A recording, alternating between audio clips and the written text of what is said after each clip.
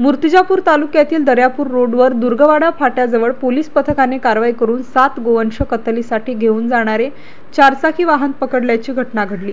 आज दिनांक 22 सप्टेंबर रोजी सकाळी 4 वाजताच्या सुमारास केलेल्या या कारवाईत सुमारे 8,87,000 रुपयांचा मुद्देमाल जप्त करण्यात आला असून रात्री अंधाराचा फायदा घेऊन यातील 2 आरोपी पसार झाले आहेत।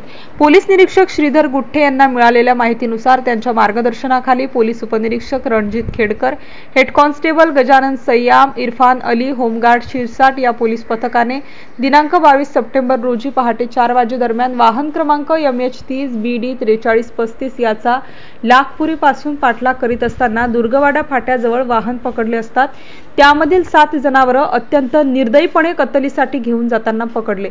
सदर ठिकाणी चारचाकी वाहनामध्ये 7 गोवंश वाहतूक करीत असताना आढळले। यावेळी पोलीस पथकाने 8 लाख रुपये किमतीचे वाहन व 87,000 रुपये किमतीचे जनावरे असा 8,87,000 रुपयांचा मुद्देमाल जप्त केला आहे। उपनिरीक्षक रणजित खेडकर यांच्या फिर्यादीवरून अज्ञात आरोपी विरुद्ध प्राण्यांचा छळ प्रतिबंधक अधिनियम नुसार गुन्हा दाखल करण्याची प्रक्रिया सुरू आहे। MCN न्यूज मराठी करिता धनराज सपकाळ, अकोला।